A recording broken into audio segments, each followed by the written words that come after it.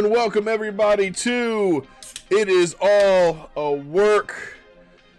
To my side today we have Dreshin. Below me we have Hanji Manji. And it's me, your boy Big T. We are coming off an impressive Backlash. Hard hitting. Didn't get Uncle Howdy. Nope. Damian Priest and Cody defend their titles for the first time. The Storm has arrived in Jade Cargill.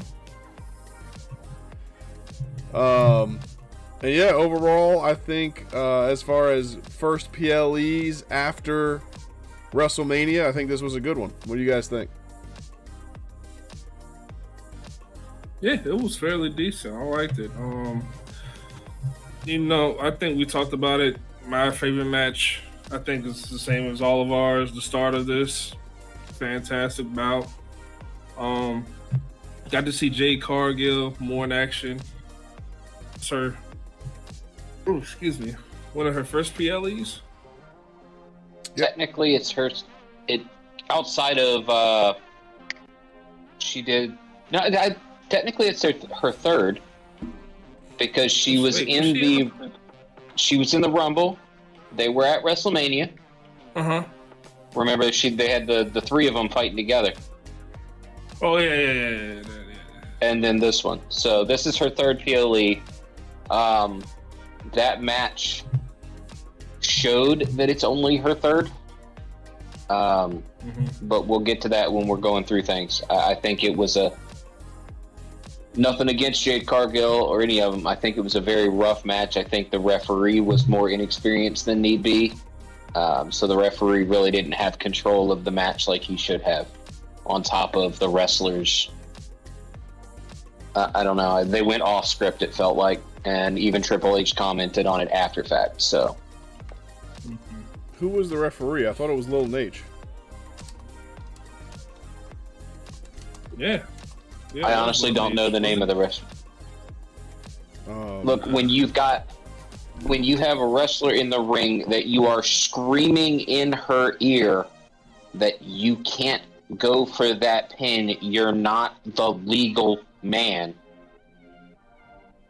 and they're just fucking ignoring you, you need to do something because you're not controlling that match. So, yeah, the referee of that match it's not like she was going for a submission. She was going for a pin. Like, she was looking for a count. Well, yeah. If you're going for a submission, okay, you're just being brutal. No, she was looking for a pin. She legitimately was expecting she was the legal man when she 100% wasn't. Yeah, it looked like they kind of skipped ahead with that. But, again, we'll get back to that when it's time to talk about the match. Indeed. So, the match that I guess was my favorite, was G's favorite, I would presume is Dresh's favorite as well, was the match that started the entire thing, and this is going to be KO and Randy Orton versus the Bloodline and Solo Sikoa and Tama Tonga. So before we drop to that, you're Mr. God on the Uncle Howdy stuff. Did you see the intro portion of the Uncle Howdy piece? What do you mean? There was actually a cut in on the intro. On the what? On the intro to the PLE, there was a cut in that had bits about Uncle Howdy. Oh, just parts of the video or something like that? Yep. I didn't notice it. The QR code does come later in the night, but yes, it does. Yeah, but I didn't see that bit in the beginning. And the QR code, you pointed out that it led to the phone number, and that phone number led to a message that changed today, from what I'm being told. The message changed and talks about you'll see tomorrow in the message. Interesting. I have a theory. What's that phone number? I'll go back and look it up. If you want to start the first match stuff, I'll go find it real quick. Sure. So the crowd for Randy Orton and Kevin Owens, when they're coming out to the ring, is going to be absolutely on fire. Just absolutely crazy. KO comes out. They freak out. You know, KO takes a while to get to the ring. Randy Orton's music ends up having to hit before KO even gets to the ring. When Randy Orton comes out, they're going to be singing Orton's song to him all the way up until he's in the ring. He's showboating and stuff, and they're still singing his song. Yeah, they were loud with it too, like loud. Indeed. Well, I mean, they did get a loud warning, a noise warning the night before. During SmackDown the night before, they actually got a noise warning because they were setting off sensors inside the arena that they were too loud. Right. So the Bloodline's going to come out, and in the beginning of this, what we're going to do... So the beginning for me was kind of awkward because the bell should have rang. I think that their timing was a little bit off on it. But either way, they both got in the ring and they had a face-off with each other. And it's going to break down when KO pushes Tama. And basically, it's going to devolve into chaos. They're going to attack each other. They're going to roll outside the ring. They're going to start throwing each other's heads off of announcers' tables. And just, ref will not be able to get control of the situation, which is going to prompt other referees to come out. It's going to prompt security to come out, which... doesn't matter. KO starts... Security get fucking KO'd. Yeah, so I said the security's getting stunners. They're getting knocked, their ass kicked by KO. And this is going to prompt, after about, I'd say a good minute or two of this happening, Nick Aldis is going to come out and he's going to say, all right, fine. You guys don't want to respect the rules. You guys want to beat up security. This is no longer a normal match. This is going to be anything goes. This is a street fight. And the second that is said... it's going to start going crazy. We're going to spill into the arena. We're going to go over the barricade. Now, KO and Randy Orton are in control for a good part of this match, and they're going to go to opposite ends of the arena. On the same side, so they're both facing hard camera, but they're going to be on the opposite sides. So, Tama and Solo are going to get their asses, just like I said, absolutely kicked all over the arena. All the way until back into the ring. Now, Tama and Solo did get some offense here and there, but that prompted KO to come over and help out Randy because it was Solo that got over on Randy. But none of that really mattered because KO, like I said, KO would come over to help Randy and they would just take it back. I will say, while they were in the crowd, I think was my favorite moment of this match because it's Randy had Tama Tonga, right? No. Randy had Solo. Okay, so Randy had Solo. Solo got the upper hand for just a couple seconds, and you see from the other side of the arena, you see KO's head come up like a fucking prairie dog and do one of these, and then he sprints across the arena to go slap Solo in the back of the head, and then goes back to Tonga. Yep. Yep. Crazy.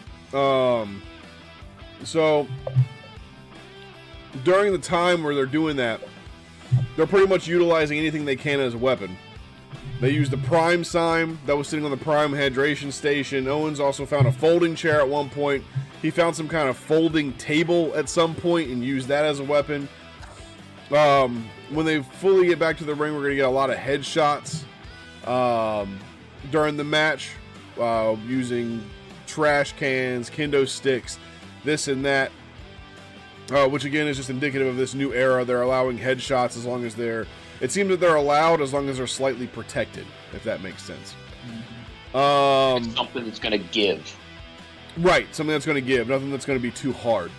Like an actual steel chair, right? We're not going to see people like Ken Shamrock taking a face full of chair from The Rock anymore. It's just not going to happen. To be honest, that never should have happened. I mean, should have done.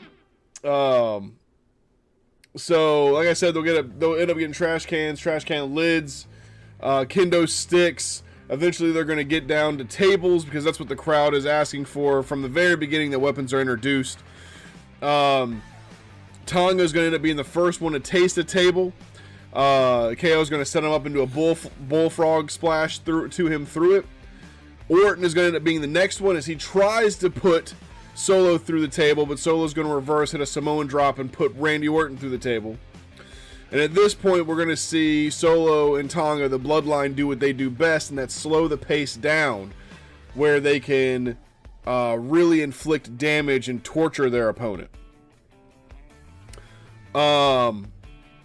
So Randy is going to end up to be the one to turn things around for the team. After KO is going to endure this this beatdown that just happens. I don't know, it's not a 5-minute beatdown, I would say.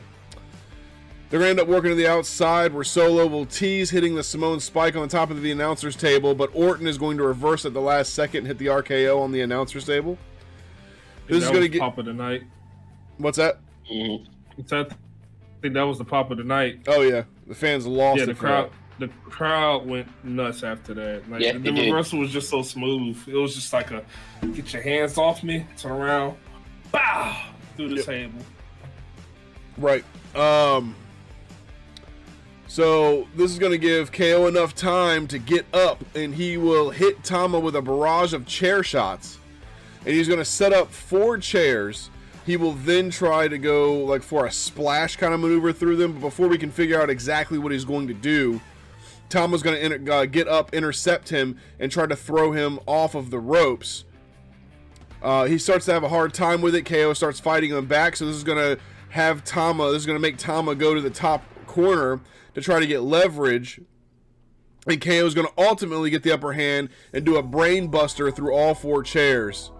And Paul, if you're looking in the back, Paul Heyman's reaction to this really says everything that you need to know about just how nasty this move was. Like, I remember when I watched this through for the first time, I actually stood up and was like, holy fucking shit. Like, there's no way this dude just went through 4, the chairs are obviously gimmicked, but there's no way that they just did a brain buster through these chairs. So that was another pop that was pretty good. Even gimmicked, they're still aluminum chairs, and those hinges don't just give, because those hinges will still hold somebody's weight. So you still have to hit them. Right. I mean, he should have been dead, but that's just my opinion. He said he should have died. He should not be here. He should have died. This is real. So after this, I mean, if not dead, the match should have been done, and Owens knew that, so he's going to go for the pin, but the referee's going to get pulled out at the last second by Tonga's brother, Tongaloa. Tongaloa, yeah. Also, did you see he kind of botched that? He missed the spot. What do you mean? So Tongaloa missed the spot. The referee had to kind of pull himself out of the ring. Really? Because Tongaloa missed it just by a hair. Because as he was counting, Tonga was just coming up from the ring. As soon as he almost hit 3, you see the ref just kind of slide his leg back in. You see Tonga kind of, like, I got him out the ring, blah, blah, blah. Yeah, he missed the spot. It's so funny because there were so many... If you go back and analyze the PLE, there were actually a lot of mess ups during the night. Yeah. But the thing is that it was overshadowed almost by the crowd and by just the feel of the PLE in general. Yeah. Because, some of the botches I missed the first time around, and then when I watched it a second time earlier today, I was like, oh. It's real. And I still missed that one. So. Yeah, no. That crowd in Leon was over the top. I mean, those frogs were there for it. And I think that's why they missed a lot of spots, because it was just so loud. They couldn't hear each other. That's probably true. Because they talk in the ring, but, when you're whispering and you got the crowd just, the chanting, all that. Yeah, no. They weren't. There was no silence all night. No. None. And you know what? Me and T were talking about this. That's our one fear. If WWE figures out they can make more money overseas, that's it for us. Yep. We're not going to get any more SmackDown, Raw, pay-per-view events over here. They're just going to keep going overseas because it's money and crazy. The fan base is crazy. Well, interestingly with that, like, they're having trouble. They had to reduce the price of the Clash at the Castle tickets. because the Clash tickets weren't selling. Huh. But the Clash tickets were fucking retarded. Like when I looked at them, obviously front row was sold out, but that first floor area past there, you're talking like 600 American per seat. And people just like, the only things that were selling was either ringside or the upper deck that was, cheaper. So. Interesting. That's wild. That's crazy. I mean, if they think they can get the money, they're going to try, because their motto is like, we can always lower prices. If we lower the prices, they might sell, And hell, if not, they'll give them away. The Raw that happened here in my town was a perfect example of that. They had the prices set, and the tickets just weren't selling. I honestly don't know why, but I mean, I looked 3 days before Raw. I could still get ringside. I could still get row one. Wow. Damn. And then I honestly, I was thinking about it, and I was like, okay, all right. And the day I had the money, I was like, yeah, I'm gonna do it. There was an announcement that they had dropped the prices, and they had like halved some of these seats, and shit was like, oh, gone. Sold out as soon as it was announced. Wow. Yeah. Yep. So when Loa comes out, he's gonna pick up the steel chair or steel stairs. He's gonna hit Orton with them, and then do a pivot, hit KO. As all this was happening, this is going to give Solo enough time to recover fully from what happened to him on the outside of the ring. He's going to get under the inside of the ring and hit a Uranagi on KO through the chair. And then Samoan Spike will seal the fate of KO and Orton. Bloodline goes over with a new member, Tonga Loa. Now, talk to me a little bit about this, guys. You said they're a part of the G.O.D. the Gorillas of Destiny. Gorillas of Destiny. Yep. So what do we know about the Gorillas? It is one of the most successful tag teams of all time on the independent circuit. Yeah, they're like crazy. 11-time tag team champion for their team in there. 6-time 6-man or what is it, 3-man tag team champions, whatever. It's the 6-way fights. I guess they have a belt for that too over there. Yeah, they did each of them had several solo runs over there. I mean, the list of their achievements in the on the Japanese circuit is insane. Mm-hmm. Not just the Japanese circuit, also Ring of Honor. Like they were tearing it up in Ring of Honor. Okay. Man, that's where I watched them. And I was like, in my head, I'm like, if they went to WWE, they would wreak havoc. Like that tag team it gets nasty. So in other words, them and Usos, them versus the Usos in a couple months is going to be a really good fight. It should be. Yes, should be. Realistically, if they were doing how they were doing back in Ring of Honor, it would be a squash match. Now, Tonga Loa had a short run in WWE once before. Back in he was released in 2013. I saw it in a thing earlier today. His character almost looked like, instead of going with the Samoan heritage with it, they went almost Latino, because he came out in a white t-shirt riding, one of the souped up bicycles on the stage in the picture I saw. Interesting. Let's see. Hold on. You'd think I'd had this before. Yeah, that's interesting, but I would assume they would just made him a Rosebud. 2009 to 2014. Not a Rosebud. That's what they did when they didn't know what was going on. When they didn't know the talent they had, they made him a Rosebud. He was the new enforcer of Hunico? And his ring name was Camacho. I vaguely remember that. He was with them until in 2012 he made his NXT debut, losing to Seth Rollins, and then in 2013 he was released. Wow, going back and looking at these photos, yeah, no fucking wonder I didn't recognize him. Jesus, yeah, he looks nothing. Yeah, I told you, it looks like they branded him as a Latino instead of a Samoan. They did. That is wild. Ugh. Interesting. Well, maybe, hopefully on the new creative, they do something better than that, because, God, that was shit. I'm sure they will. And I believe, while we're on the Tongas, I believe Tongaloa is actually Haku's blood son. And Tama Tonga was, one of them's adopted. One of them is actually not blood. Loa is adopted, I believe. Loa's the adopted one? Okay. Yeah. One of them is not blood.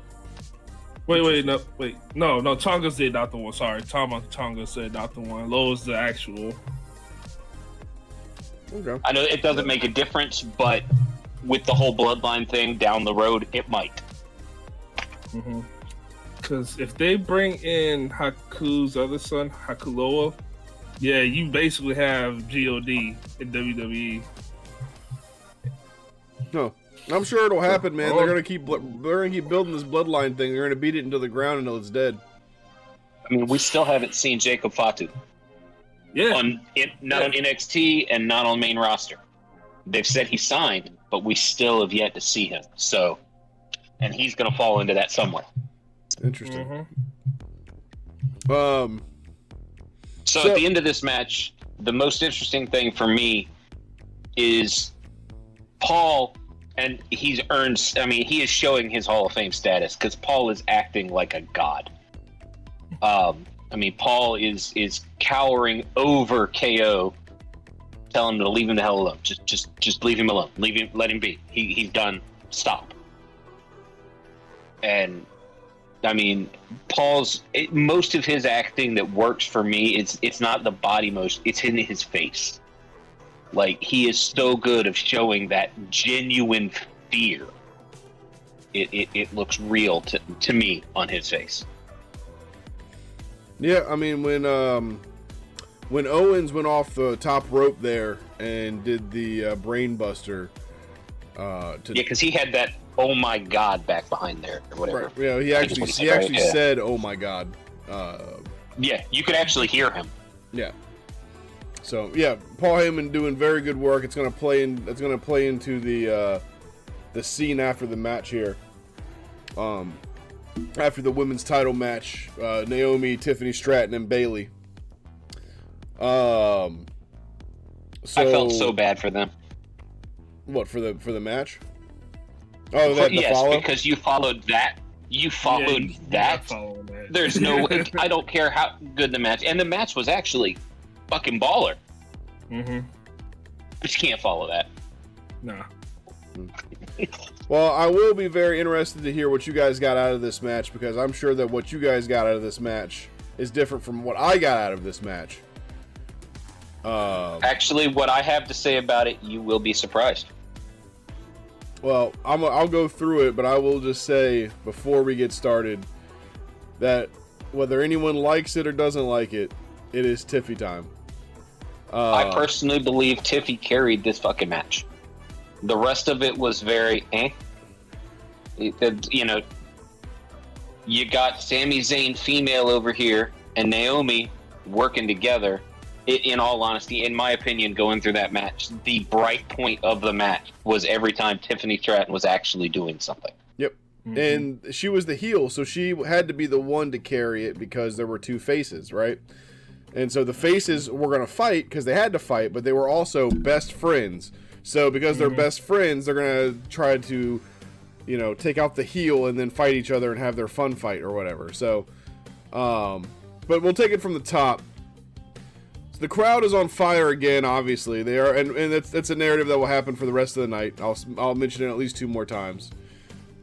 But I want everybody to notice that Tiffany was getting cheers from the crowd for a moment. They actually chanted Tiffy time. They chanted for Bayley first, and sang some song that kind of harkened back to when Bayley was wrestling in Europe or whatever, from what I understood from what the announcer said. But then they started chanting Tiffy time. Now they chanted Tiffy time a few different times in the match. You know, they'll when she flips over Naomi at one point, they're going to start chanting Tiffy time because she does that. Naomi sitting down and she does that like kind of flip over Naomi or whatever, and the crowd's really impressed by her. But obviously you guys know I was hoping for like a swerve from this, but being that it was Bayley's first title defense, obviously I understand the strong argument of why she needed to win, why she should have won. There's no point for Bayley to win the title at Mania and then just lose it at Backlash. Exactly. Yeah. So I wanted it to happen. Amazon, I wanted it to happen, but it just wasn't in the cards. It just was not Tiffany's night. But Tiffany being, I touched on this a second ago, Tiffany being the only heel was going to be the one to take most of the double team action moves, the one to take most of the offense. But all women did get their licks in during the match. This match did suffer a few botches, as most of the women's matches do. It's just something that's plagued them ever since they started getting more intense, and I'll talk on that also a little bit later. But they pulled out overall a very good match, I thought. It was definitely a PLE level match. Fantastic. Yeah, it was great. Even Naomi twerked on Tiffany's head. That was fantastic. I thought that was hilarious. That. I was like, no, she's not. She's bouncing her head off her ass. What is going on? That's wild. Somewhere Ludwig was excited though. So Bayley and Tiffany get a good run in after Naomi gets thrown out of the ring, and the run is capped off by Tiffany hitting an Alabama slam, which is kind of her bread and butter during this match. Outside of her gymnastic flip and hitting people on the corner or on the barricade, has happened outside later on. The Alabama slam came off of a failed German slash back body drop attempt that Bayley tried. Naomi's going to be the one to break up the pin, and it was Naomi. It was then Naomi and Tiffany's time to have a brief exchange with each other, which is ended off by Tiffany doing her gymnastic flips with the elbow to Naomi on the barricade. So Bayley is then going to hit a flying side splash through the second ropes to Tiffany, and Naomi, Tiffany and Naomi will start kicking some ass and attain a near fall on Tiffany with a split-legged moonsault, where Bayley will get involved again by breaking up the pin. At this point, all three are going to start exchanging moves back and forth, and Bayley is going to end up hitting a massive elbow on Naomi while Tiffany is in a submission. Which I thought was pretty interesting. Bayley's going to attain a near fall on both of them because Bayley's starting to get frustrated that the elbow didn't work and that Tiffany didn't lose after being in the submission. So now Bayley's getting frustrated. So this is going to move to Bayley hitting the Bayley to belly at one point on Tiffany, which Tiffany's going to kick out of, and Tiffany is going to end up taking over the lead again after this. She's going to hit a dual Alabama slam on Naomi first and then Bayley, and she will throw them both into the ring to try to hit the double prettiest moonsault ever, which both wrestlers, Naomi and Bayley, are going to dodge, and then they're going to give a 1D or a 3D, depending on where you lean, to Tiffany, which is going to remove her from the match completely. Naomi and Bayley are going to counter back and forth until Bayley just reverses a roll-up for the win.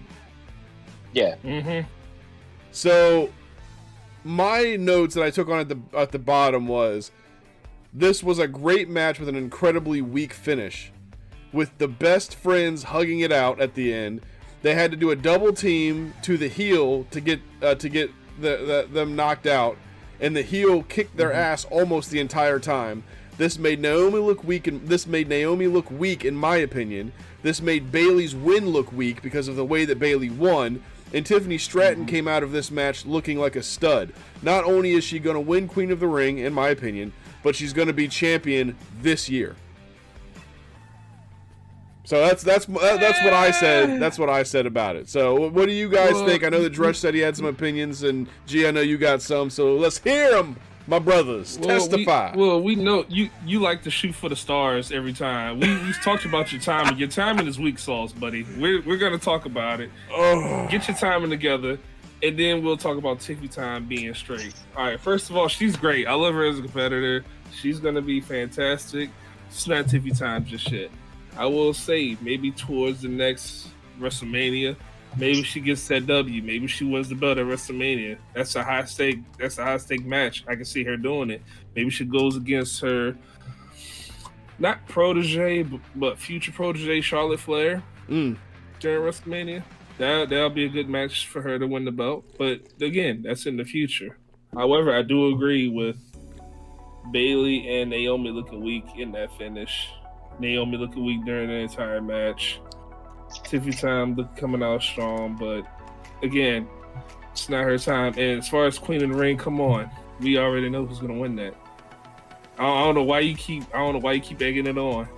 Just let it go. You know who's gonna win. Let it go.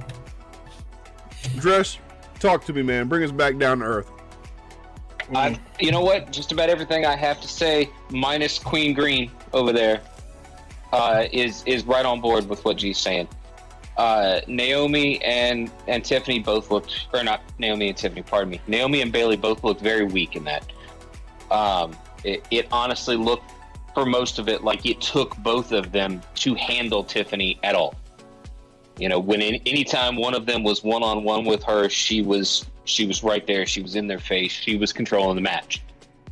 Like I said, it's an odd opinion from me, but I honestly believe that she carried that match. She is the reason that match popped and that it was a good match.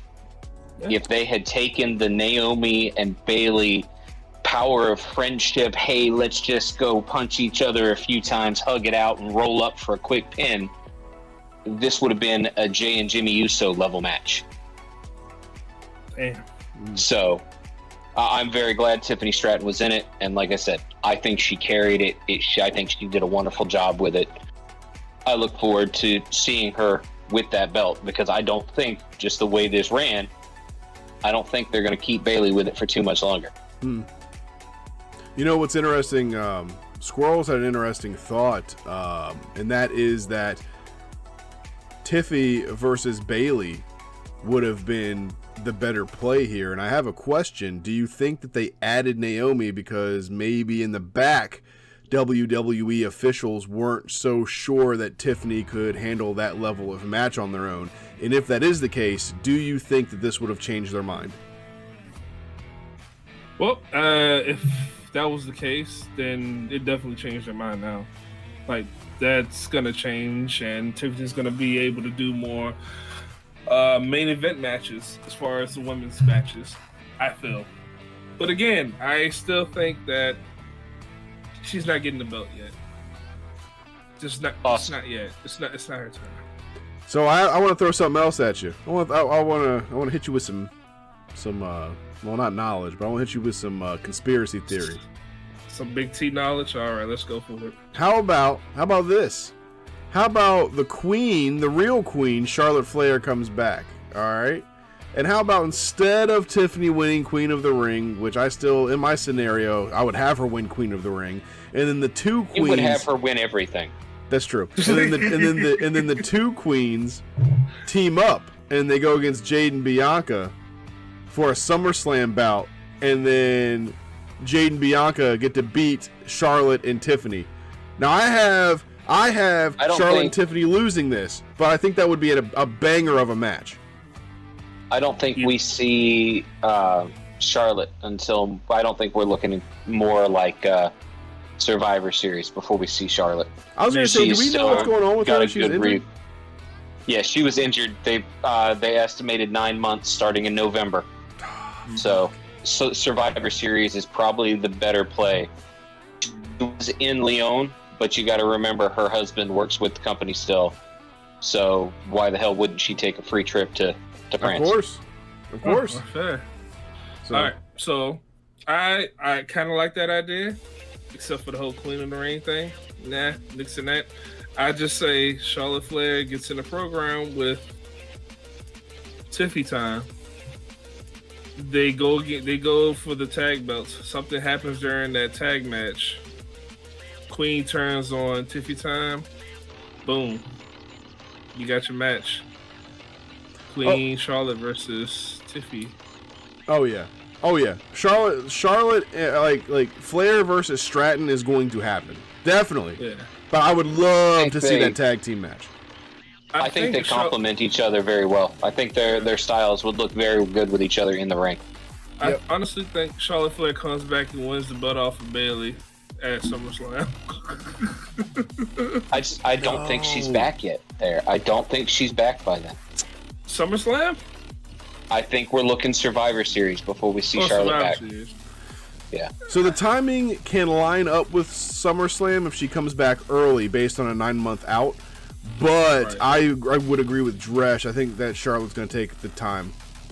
All right. Well, she wins it at Survivor Series then, because either way, Hogan Charlotte is going to come. No, she's getting the belt back. That's not a question. That's happening. Yeah. You know it'll happen. That's a spoiler. But that's not a spoiler. That's reality. Motherfucker, if you've been around the company, you know that's what's going to happen. I'm sorry. Right. But it's just a matter of time before she'll get it back. How many time champion is she now? Charlotte? She's almost 14. I think she's 13 time. Maybe 12 time. Let me confirm this real quick. She is 17 time. Oh, 17? Wait, there's no way she already beat her dad's record? She's won the Raw title 6 times. She's run the SmackDown title 7 times. Okay, they're counting the NXT title because she won it twice, and then the Divas champion once, and the tag title once. Okay, so she's 16 times, not counting the NXT championship. Yeah, so 14 time. 14-time major champion. Yeah, 14-time major. Heard. All right. Not bad. Technically speaking, Ric Flair's like a 23-time champion if you count all of his runs, so... Yeah. Whatever. But... moving right along, my friends, we're going to get a brief recap of what happened with the bloodline, and then the whole bloodline, the new blood in the bloodline. They're all going to walk past Jay. Jay's just going to look at him because Jay's not a fool. he's not going to attack them. But obviously, at the end, Paul Heyman is going to walk up to Jay and just... you can see in his eyes, man. You can see in his eyes. He's just he's saying two things. He was like, "Why'd you leave?" And "I'm sorry about Jimmy." Like that's what I got out of his eyes. Like you can get other things. The other thing I got was just don't. Just don't even do it. Don't. Or help. He's like, "Help me." Yeah. Help me. Help me. Uso, help me. But as Michael Cole would say, he has bigger things to worry about. He's got a match to prepare for, and that's going to take us into Jey Uso versus Damian Priest. All rise for the Judgment Day. And France loves Jey Uso. That was crazy. That intro was absolutely bonkers. And I hate that word. I hate the word bonkers, but it was bonkers. So the flashlights out and the yeeting, and Pat McAfee not there, which was upset. Man, Pat McAfee would have done a live yeet fest if he was there. So, but such is life. So the match itself, right, was about feeding someone big to Damian to cement his reign. That's all this is. That's all this is we're feeding somebody to Damian because it's his first match. Damian was never going to lose. I never believed that he was going to lose for 1 second. But Jay's going to give Damian a run for his money doing a couple things, right? Jay's going to taunt him. He's going to be quicker than him. He's going to try to trick him here and there. That's how you got to do these big guys. So Priest during the match is going to show off his impressive and hard-hitting style and his no-nonsense kind of attitude during this match. For example, one of the taunting that Jay did was he tried to stop Damian before the match. He tried to get the whole crowd to do the yeet, but as soon as his hands went in the air, Damien said, "Motherfucker, come here." That's how the match starts, right? Grabs him by the throat, pissed off. That's how he did get his final yeet. He did get it. That was he threw him. What was he? Threw him to the corner. He kind of did a chop. Jay did a reversal, bounced off the ropes, and then turned around, stopped him, and then did the yeet thing. I think that's what happened. Obviously, Damien's goal in the entire match is to stop Jay from speeding up, because once Jay speeds up, you're going downhill. So, it ends up being kind of a wear down the other kind of match in the beginning. They stay kind of close knit. They're doing kicks, punches, chops, minor slam moves to kind of tire the other out. And that's going to end when Jay is going to take things to the outside with an Uso suicide dive to Damien. And Jay will get Damien back in the ring, and JD is going to get involved.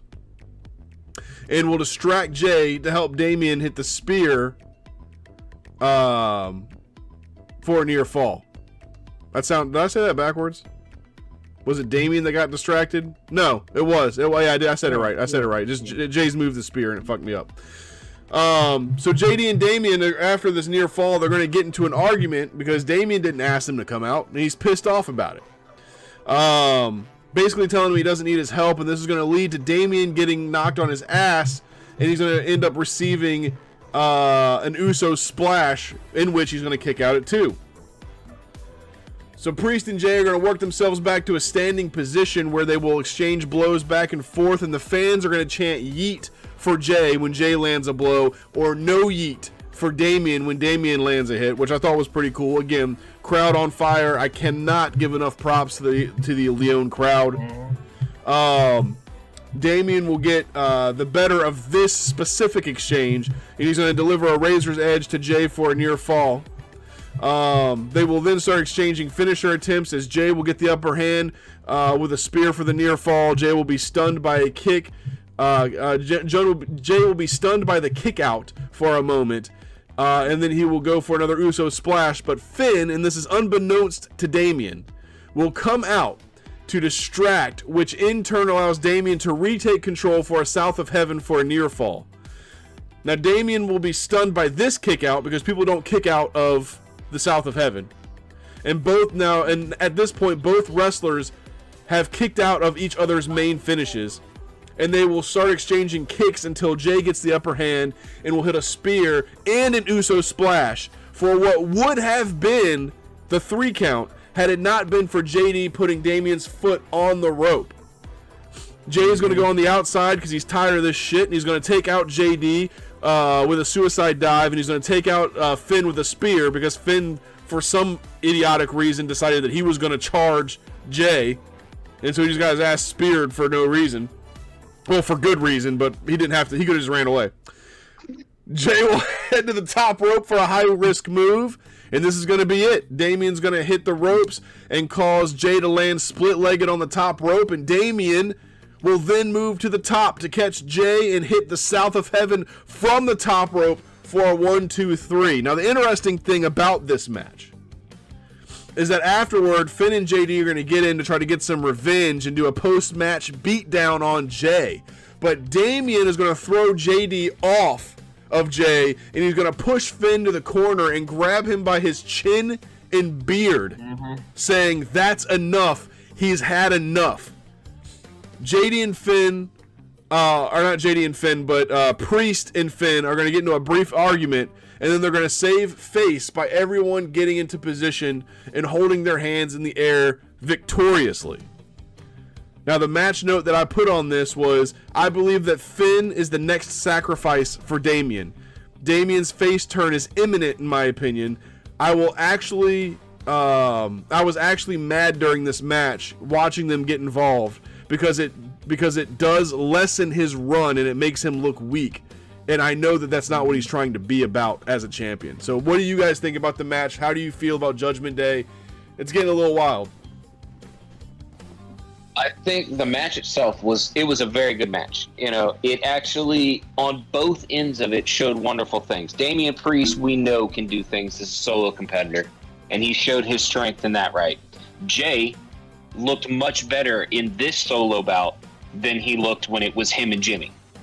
I mean, the matches were night and day different. You know, those two, him and Damian put on a hell of a fight, put on a hell of a show. And even the interference by the Judgment Day, while it lessens Damian, it didn't lessen the fight. The fight looked good. You know, it didn't have a huge effect on it other than it stopped the pin here. I think what we're seeing is the end of the Judgment Day. Damian wants this run to be his run, and those two, well, three, just the other one's not there, aren't used to that, and they're still up to their childish tricks and childish games. And Damian's not going to have any of it. And with Liv doing her plays at Dom, if Damian pulls away, the Judgment Day will dissolve. Man, look, all I'm gonna say is they actually had me believing Jay might actually win the belt off of Damian. Because when he kicked out of South of Heaven, it just kind of took me back. I was like, oh shit, is he really about to win? Is he really about to do this? But after the interference and then him diving out at JD and Finn, you can kind of tell which way the match was going, which still disappoints me because, again, every title match Jay has had, there's always been interference. He hasn't lost one fairly. And I don't know if they're trying to do a storyline with that to where, you know, his final bout of a championship, he'll finally get it. He'll finally get it cleanly. I don't know, but every single match he's put up for the title, he's always getting fucked over by either the bloodline, his brother, or just outside interference. And it pisses me off a little bit, but I get it. But yeah, Judgment Day is over with. I think y'all keep saying Finn is gonna be the one. I think it's gonna be JD. Like, he's gonna attack JD and then Finn attack Priest. I think that's the route it's gonna go. I mean, JD's had enough, hadn't he? He's still got an imprint on his fucking forehead. Come on. Well, if he had enough, he'd stay out his matches. He'd stay out of Priest's matches. Clearly, he ain't had enough. That's true. That's true. So I don't know. I think eliminates JD and then Finn takes out or attempts to take out Priest. Could be. So right now, because this is just something I am interested in doing now. I'm tweeting currently while you guys were talking about something that we were just talking about. So I said, Charlotte Flair and Tiffany Stratton, would y'all please tag against Bianca Belair and Jade Cargill? 10 out of 10 would watch. That's hashtag money right there. And then I added Triple H and I added Rob Fee, who is the head of creative development, if you guys don't know.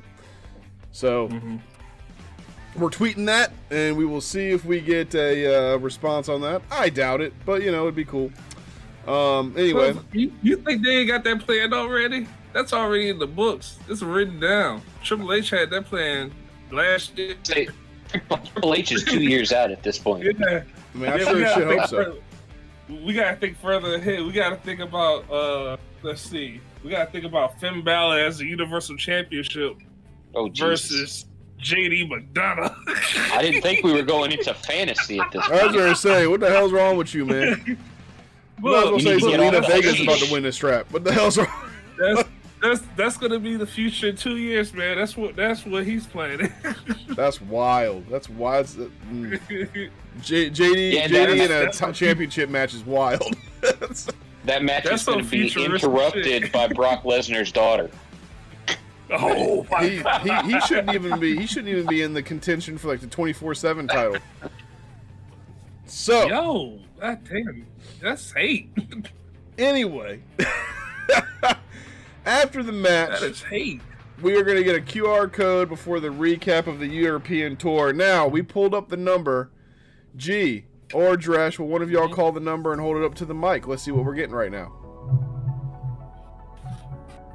Actually, you know what? I called the number the other day. I have it on my phone. Well, it's right. I'll say it's right there. Hold on. 888-280-3999. No, he's got it. All right, what we got? Calling it. Do you know the story of the shepherd and the lost sheep?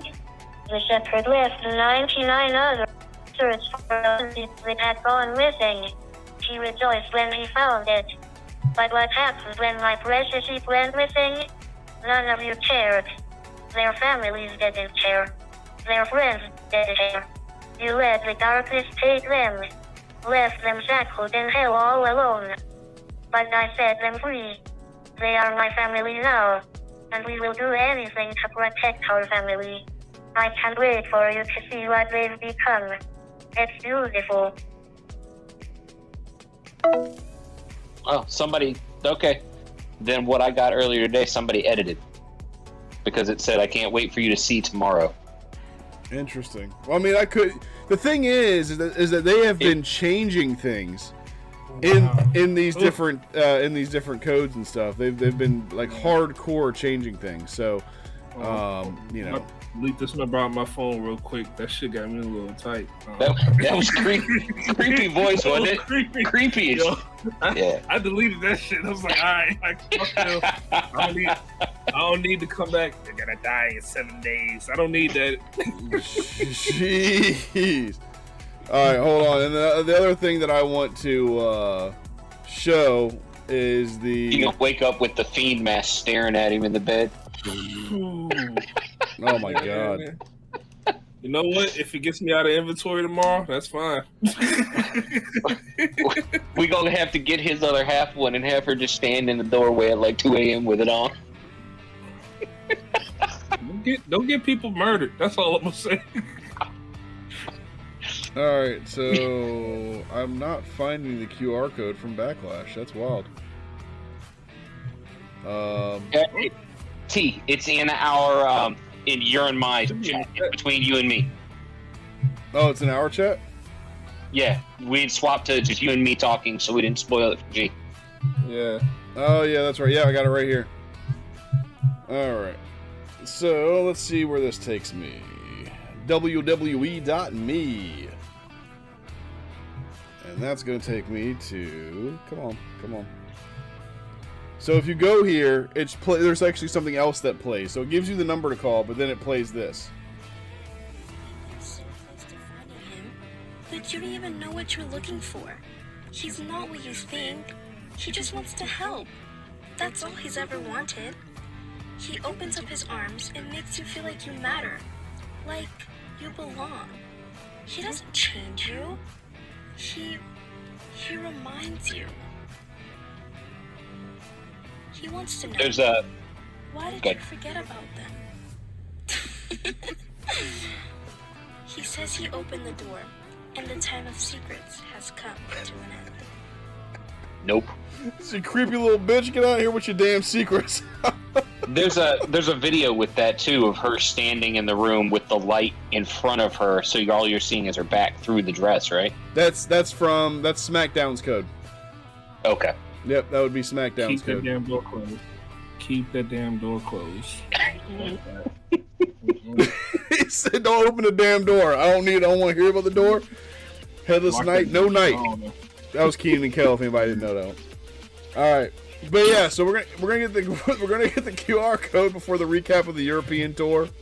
And we had Felipe Shararu then announced that Backlash is the largest gate. Shiro.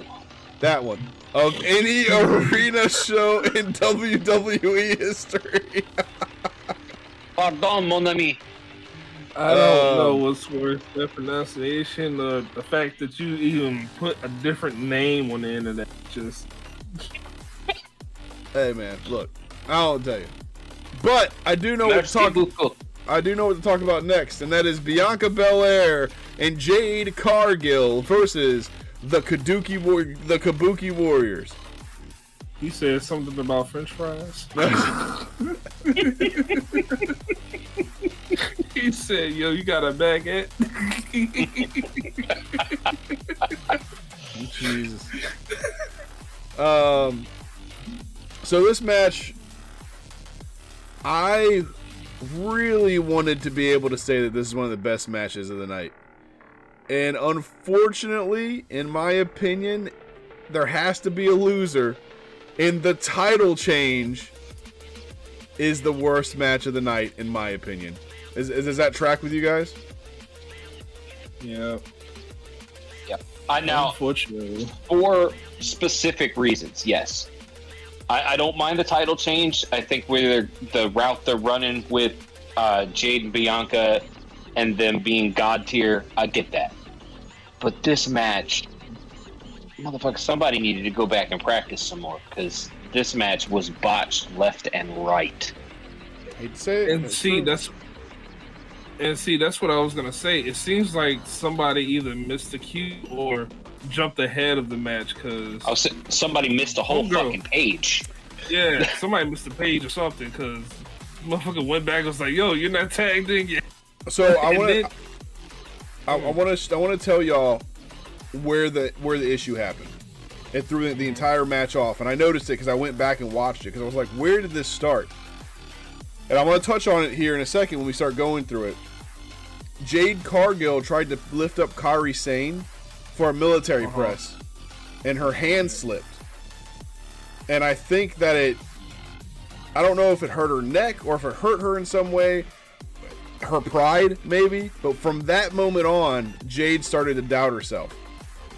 Because she messed up, and she messed up in front of 18, 20,000 people, and that's rough. I'm not saying it to shit on her. It's rough, and I think she started to doubt herself a little bit. From about that point on, she continued. There were, like I said, the match had botches, and on top of just like the legal man, not knowing who the legal man is, and this, you saw moves that it's like, all right, that looked okay, but you could tell that's not what was supposed to go there. Yep. And 9 times out of 10, it was her that was in the ring. Yep. So I think you're right. It threw her off her game, or it hurt her, or it just injured her pride. Yep. But the rest of the match, she just was not her normal fluid self. Right. And it really brought the match down. Hey, and you know what, Jade, if you do end up seeing this, I know you won't, but if you do, you're a badass. It's all right. Shit happens. Like, everybody loses their confidence in a second, you know? The best moment of the match was that run, the fucking catch, and then the repositioning to the Jaded. Like, that it was Kairi Sane she caught, right? Yep. Yeah. That repositioning of Kairi to get her in position for the Jaded was just ridiculous. Yep. That was actually it showed every ounce of her power. That was actually a hearkening back to, she did that to somebody in AEW. And so she harkened back to that, and it was a badass move. I mean, I wouldn't be surprised if Triple H was like, you know, when you did that in AEW, I need you to do that here. WWE needs that, because that's badass. Yeah. But let's go ahead and jump into the match properly. We'll go through it, and then we can just do some more commenting, because like I said, there were weird parts of the match, and like we've all talked about. But we're going to start off with that shoving match between Asuka and Bianca that devolves into basically blows going back and forth. That's going to end with Asuka attempting the octopus submission early to try to end it quickly. And this is going to fail, and we'll end up with Bianca in control, who will give Jade the tag to showcase her skills. Jade is going to quickly showcase her strength by doing 2 backbreakers, and one of them she deadlifted Kairi Sane to hit that second one. She did one with momentum, and then she just lifted her up and did it again. It's wild. And then she tags Bianca back in. Now the momentum is going to end up shifting briefly when Bianca finds herself on the outside, and Asuka is going to hit a wicked kick, followed by a splash from Kairi Sane from the top rope to the floor. And I know you guys know what splash I'm talking about, and that shit was absolutely crazy. And I thought Kairi was going to be hurt. She got right back up and just started doing crazy faces into the camera. The amount of coke they got to snort, I swear. Nah, that's that Japanese secret. She actually drank a bottle of Prime. Oh Jesus. God. So either way, this is going to result in a proper ass kicking on Bianca from the champions, and we'll see them utilize heel tactics like attacking when the ref isn't looking and taking advantage of the partner time tag-in rule, which if anybody who doesn't know, when you tag your partner in, you have 5 seconds to basically get out. And that's why you can legally do like 1, maybe 2 moves on the person. You got 5 seconds, right?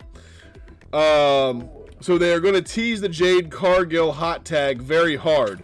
And Bianca will eventually get it after she reverses Kairi Sane's attempt to hit the insane elbow with the aid of Asuka. Jade is going to hit the ring hard with a splash on both of them right out the gate and is going to hit Kairi Sane in the face after Kairi misses the cue to duck the clothesline. That was actually the first major botch. Kairi got punched straight in her face because she didn't duck when she was supposed to duck. And I was like, I saw that, I said, oh shit. You took it like a champ, though. I expected her nose to be bleeding. I was like, that hurts. Because that's why. So when just quick side story, when I was training to wrestle, my septum or whatever got deviated because I didn't duck on a clothesline, and it broke the cartilage part of my nose at the top. So now my fucking septum is deviated just a little bit this way. It hurts. You got that on. He gonna have that old Wilson going on. Oh man. So we're wow. So we're into the part that I was talking about earlier, where Jade is going to try to military press Kairi, but she's going to end up just slamming her to the ground like a sack of potatoes once she realizes that she's unable to lift her. Like, she slammed Kairi hard twice. Slammed her hard. I was like, ah. Like, in my head, I was like, she did not deserve that. What did she do? Like, yo, she was talking shit in Japanese. Jay was like, yo, I don't understand that. I'm just gonna take it as disrespect. She said, watch your mouth and hit the mat. Watch your mouth and eat the mat. But here's the thing. After that happens, Jade gets a receipt. And I know you guys will remember this when I talk about it. They do a double team on Jade, and it looks personal as shit. Kairi's gonna hit like 2 hits that look real as fuck when they're like throwing their forearms like this and the back forearms and stuff. Yo, at least 2 of those shots Jade took in the face for real. Yeah. 100%. Yeah. She took me. Oh yeah. Because it prompted Michael Cole to say, welcome to Damage Control or something like that. I was like, Jesus Christ.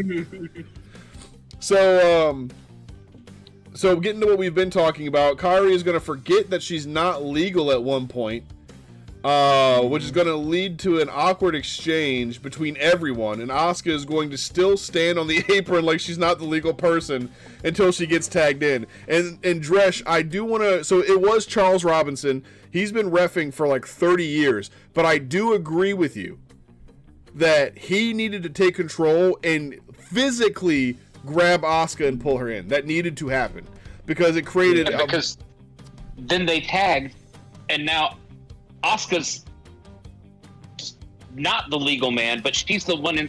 It just from that point on, it confused everybody. It was never the correct person in the ring, and I think that's why at the end, I think that's why Bianca got the pin. Why Jade hit the Jaded, and instead of rolling into the pin, she rolled out so Bianca could hit hers and take it, because they finally put it together in their heads who was supposed to be legal.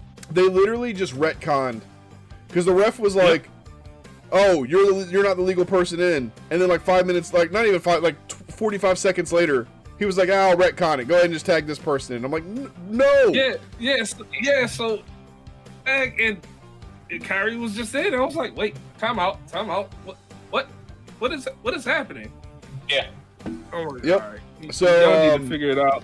Yeah, retcon. Yeah. So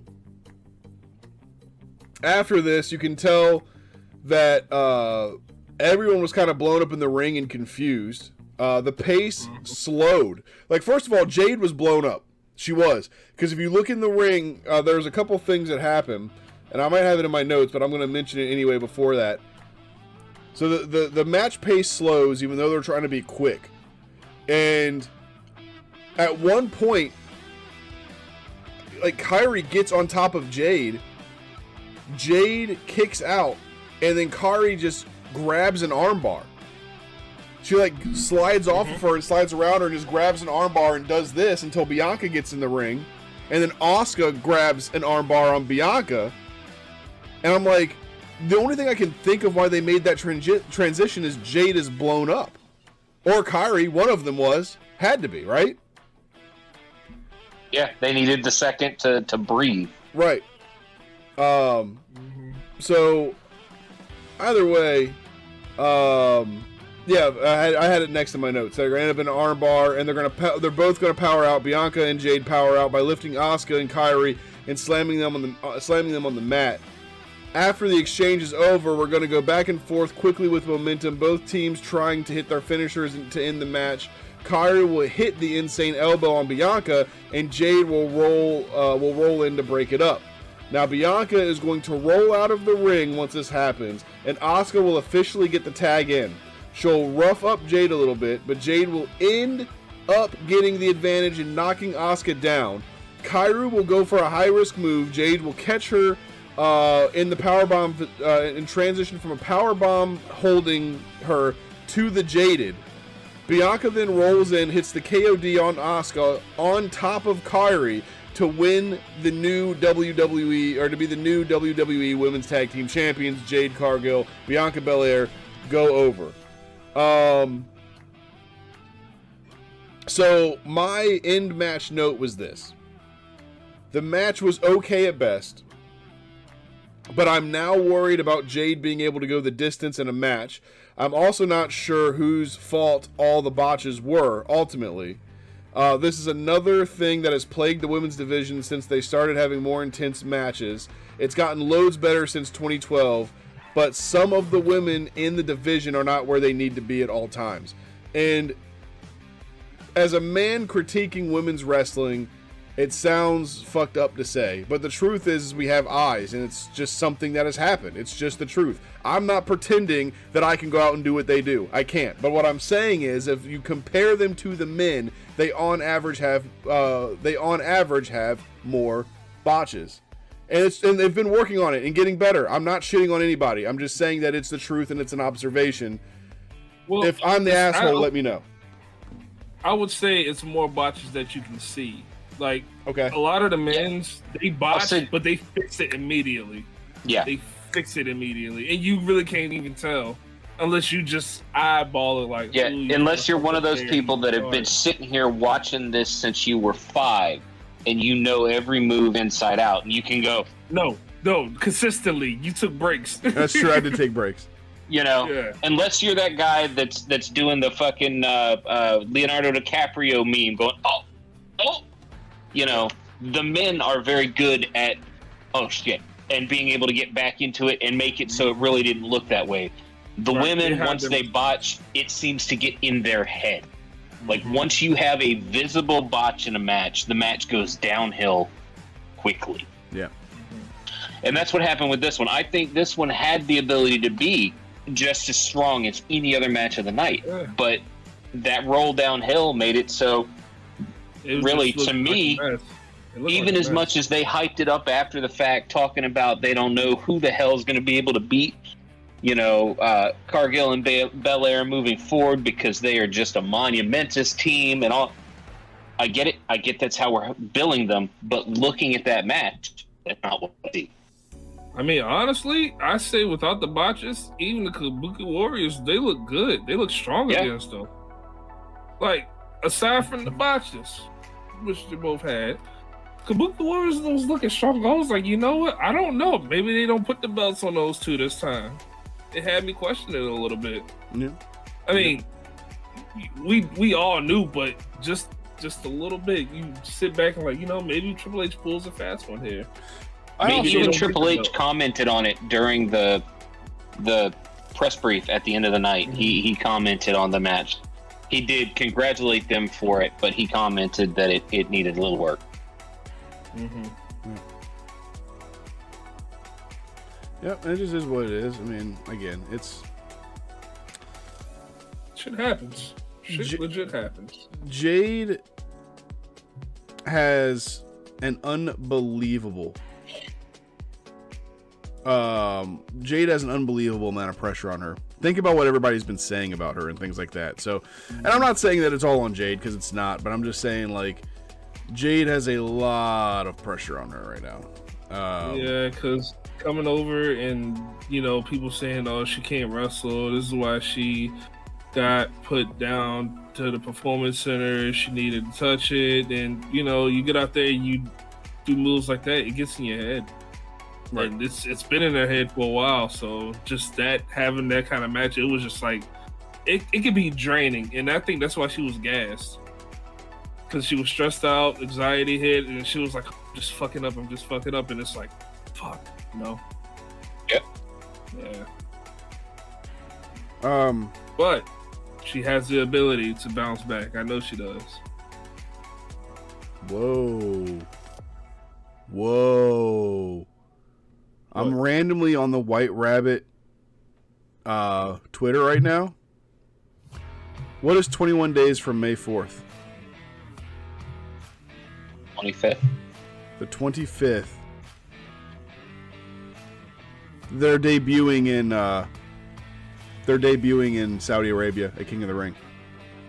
It literally has a red circle and says 21 days and a rabbit. They're debuting at King of the Ring. If you look at the White Rabbit Twitter. And then I'm just going to show this real quick. So show that, and then there we go. Obviously down here at the bottom left, you can see Believe turn into Believe. So anybody who's watching live can see that. So yeah, very, very interesting stuff. Sorry, I know that's a random mention there, but I saw that and thought that was interesting. But let's go ahead and move on. We're at the announcement for the King and Queen of the Ring before the last match, and I do want to just talk very quickly, just very, very quickly, about these matches. So, King of the Ring. Your matches on Raw tomorrow are going to be Drew versus Finn, Kofi versus Ray, Ricochet versus Elijah. How do you say his name? Just say Dragunov. Just say Dragunov. Dragunov. And Gunther versus Sheamus. So very quick, gentlemen. Drew versus Finn. Who goes over? Drew. Hands down, Drew. All right, I agree. Let's go a little bit more difficult. Kofi versus Ray. Who goes over? Ray, in my opinion. I'm also calling Ray. I think the reigning King of the Ring goes out round one. Oh, the reigning is Xavier, not Kofi. Xavier. Oh, is it Xavier? Okay, my bad. Yeah. But I think Ray. What do you think, G?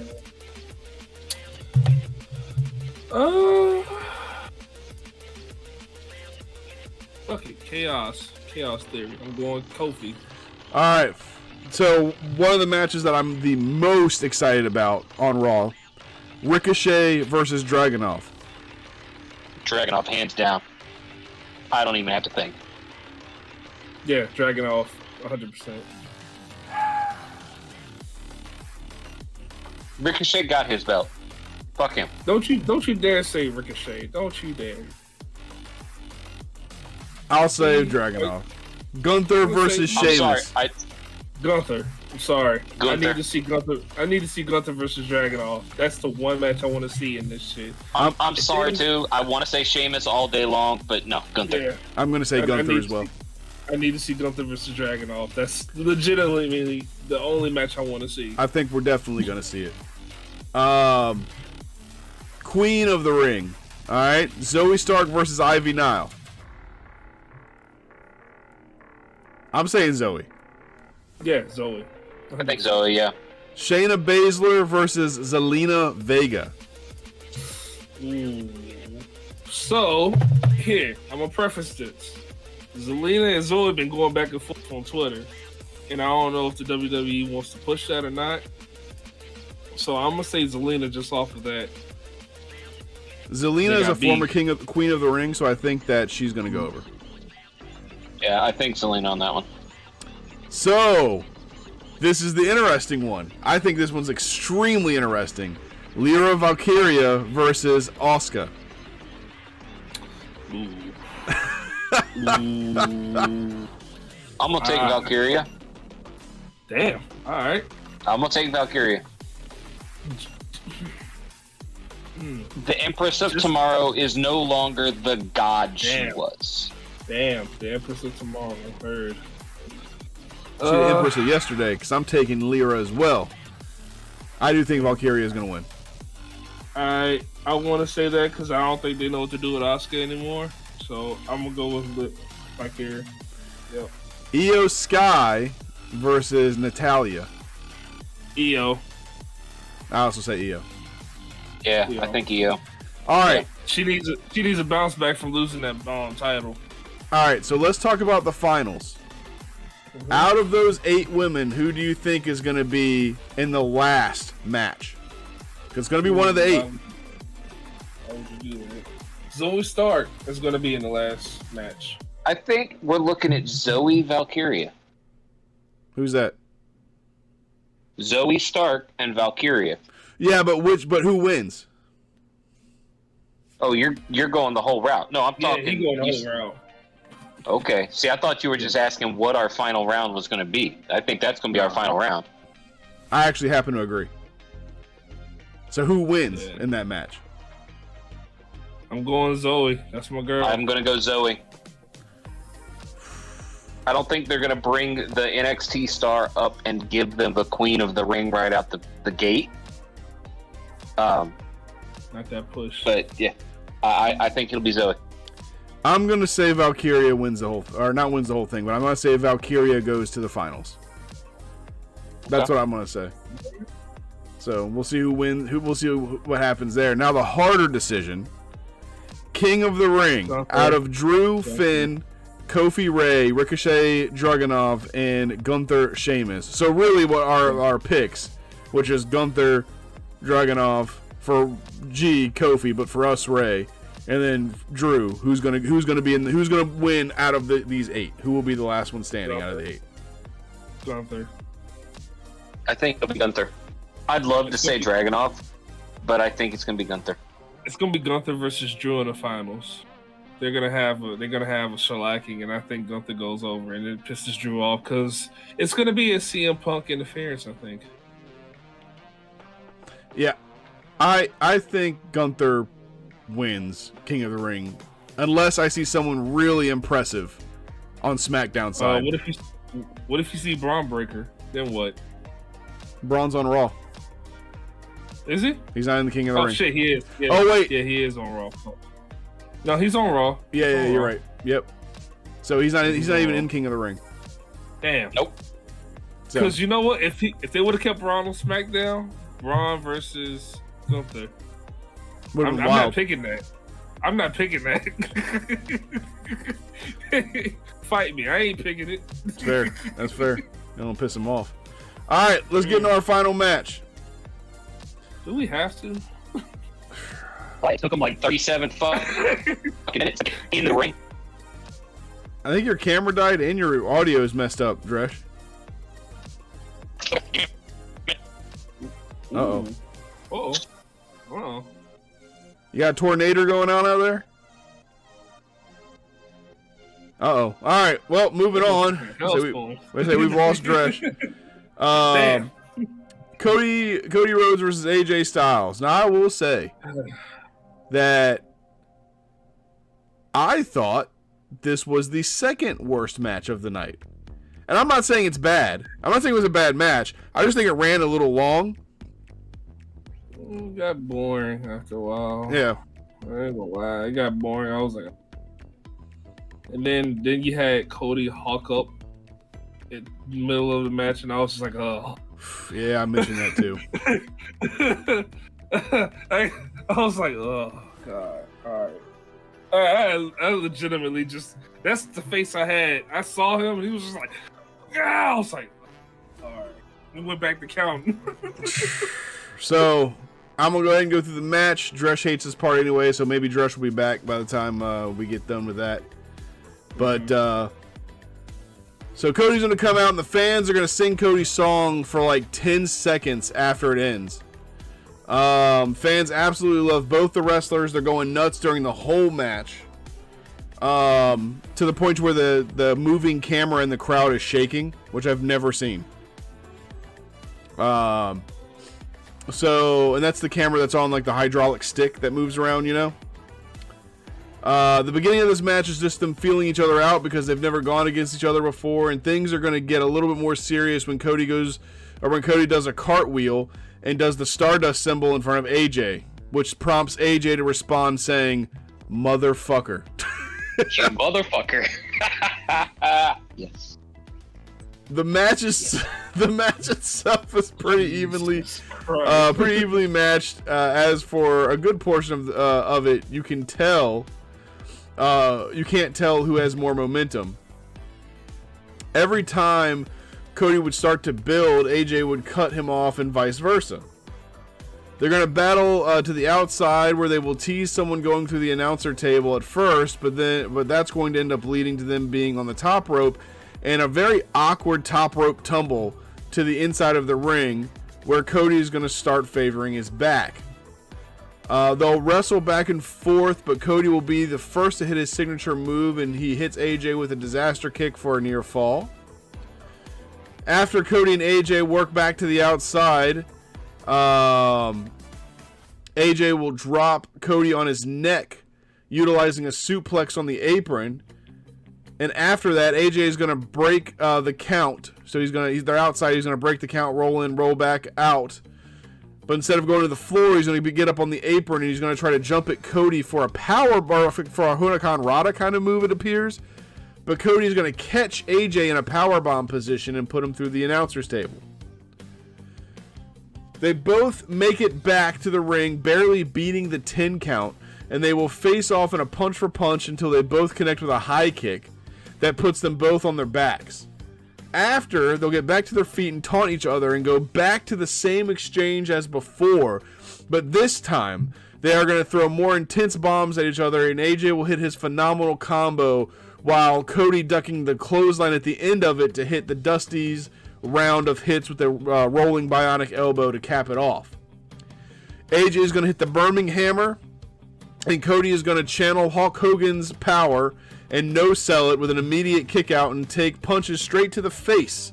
Also no-selling until he runs to hit the Cody Cutter for a near fall. We will then get into our false finisher moves. Cody will go for Crossroads, which will be reversed. AJ will go for Phenomenal Forearm, which will be reversed. Cody will use a Kimura to try to get AJ to tap, which Styles will power himself out of for a slam to the ground.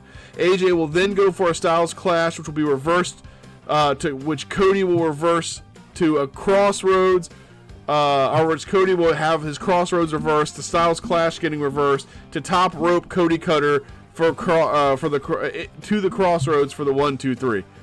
Which I know that was confusing, but basically what happens is we got top rope Cody Cutter to the Crossroads, 1-2-3. Cody wins the match. The match was good. It was honestly a great challenger for Cody, his first challenger. AJ did make him look great, but the question is where does AJ go from here, and who's next for Cody Rhodes, and why is it Shinsuke Nakamura? AJ goes back to fight LA Knight. Like you said, Cody fights Shinsuke because Shinsuke is like, I'm evil Japanese king, and I shall show him my strong stuff. Because that's the way they're portraying Shinsuke right now. AJ stops taking the horse steroids, comes back down, and doesn't pull up Chris Benoit. Ooh, and Jesus. then he goes on to ride off into the sunset and call it a fucking career. The phenomenal one has still got something left in his tank, but I don't think he's got another title in his tank. I really don't. I don't know. I don't think AJ's got it. It's if he has another title, it's not going to be the big belt. I don't know. I don't see it. I don't see it. Hey, all I'm saying is right now the legitimately, and I hate to say this, Universal's belt is just gonna go back and forth between Cody and probably Roman, because Roman and Bloodline and Cody and Story and Gotta Fight the Story and The Rock and a whole bunch of bullshit. But they've got that chemistry. The big belt. I mean, I could see that. Maybe AJ goes after, maybe he goes after Damien's belt. And I mean, it won't be Damien's at that point, but maybe he goes after that one. Or maybe he uses his roid rage and goes after Logan Paul and finally gets rid of him. That'd be nice. No, I think because WWE got the deal with Logan Paul, he gets the fucking belt. Like, he probably paid him off cheap with that Prime deal. I was like, you know what? I want to hold the U.S. belt for a good amount of time. I'm not discrediting his wrestling ability, because the dude can wrestle. However, I prefer somebody else as the champion for the U.S. at least. Like, I mean, if Logan's going to have a belt, I'd prefer it was that one. Over any of the others, I'd prefer he held that one. I prefer he lose it, but, I guess we can't get what we want. But I'm saying, if he has to have a belt, I'm glad it's that one. Doesn't have to. He can have the 24/7 belt. I don't care. He doesn't need. Give him the Diva belt. Then he's got a belt, and it just doesn't matter anymore. Santino Morales. Let's give him the women's tag titles. That's fucked up. I don't think you could take Jade. Nah. Well, all I'm saying, Jade might slam him.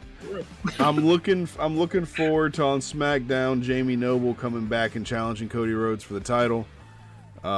Jamie Noble. After all, he is the only man that can hold back Randy Orton, so he must be in contention for the title. Oh my fucking god! At this rate, Joe Hendry is going to come take on the title. What the hell, Oh my god! No, right. You know who's coming back, right? It's Sting. Stop that! You stop he that! Had that shit. That man brought it up. He's sitting here doing his X-Files level research on the Wyatt family shit. He's like, oh, it's the Raven. Sting's coming back. Sting's gonna be part of it. He was on that kick for like 3 days. Well, it's because somebody else brought it up, and I was like, they're fucking simple. Nah, let that man be retired. Shit. That man retired. He's sitting somewhere drinking Mai Tais with Ric Flair. Leave the man alone. All right, my friends. Well, if there is nothing else, you guys know the spiel. If you want good news and if you want good reviews, you come here to It's All a Work. Snap into a podcast. Ooh, yeah.